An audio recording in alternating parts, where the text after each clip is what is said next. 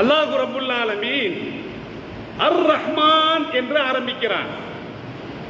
கண்ணியமிக்கவர்களே, அப்ப அர் ரஹ்மான் என்று ஆரம்பிக்கின்ற பொழுது அல்லாஹ்விற்கு அழகிய திருநாமங்கள் 99 திருநாமங்கள் இருக்கின்றன. அதிலே ஏற்றமானது உயர்வானது அர் ரஹ்மான் என்ற ஒரு திருப்பெயர். மக்கா காபிர்களுக்கு அல்லாஹ்வுடைய அழகிய இந்த பெயர் அவர்களுக்கு தெரியாது. ரஹ்மான் என்ற இந்த பெயர் தெரியாது. அளவற்ற அருளாளன், இந்த உலகத்தில் நல்லோருக்கும் பொல்லோருக்கும் அருள் பாலிப்பவன், இதுதான் இதனுடைய அர்த்தம்.